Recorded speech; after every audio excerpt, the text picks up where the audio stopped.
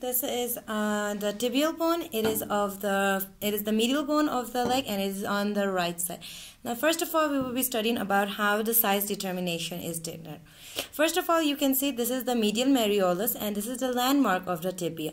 If the medial malleolus is on the medial side, either from the right side or from the left side, then you can immediately indicate that what type of bone this is.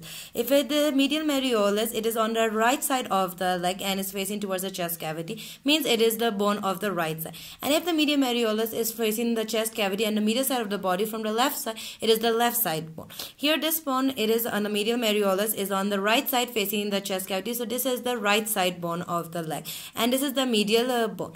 Now we will study about its parts. Number one, you can see that it is divided into two ends. Number one is the distal end, superior end, and number two is the distal end. And in between this long is the shaft of the tibia. Number one, let's study about the shaft. Here you can see two condylers. One is the medial condylar and number two is the lateral condylar. And in between these two condylers, as you can see, there is an eminence or a groove that is called as the intercondylar eminence.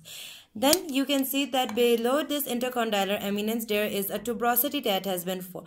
This tuberosity is known as the tibial tuberosity, which is on the anterior side of the tibial bone. That is for the upper end or the superior end of the tibia. Now coming to the long shaft of the tibia. It has been divided into three surfaces and three borders. Let's study about the borders first. We can see that the first border that is extending from this tibial tuberosity all the way to the medial malleolus, it is the anterior border. Then the other on the medial side, it is the medial border, and the other on the lateral side for attachment with the fibula, it is the lateral border. These were the three borders. Now the three surfaces. The surface that is present between the anterior border and the medial border, it is known as the medial surface, and the surface that is present between the anterior surface and the lateral border, it is known as the lateral surface, and the one that is present between the medial and the lateral, that is known as the posterior surface. Now for muscle attachments, on the anterior side there is the tibialis anterior muscle which has been attached, and at the tibial tuberosity three types of muscles have been attached, which are known as the gracialis muscle, the sartorius muscle, and the semitendinous muscle. And on the posterior side you can see there is a line. This is the line. This is known as the soleal line, which is for the attachment of the soleus muscle and the popliteus muscle. Now coming to the last end, that is this is the distal end of the tibia.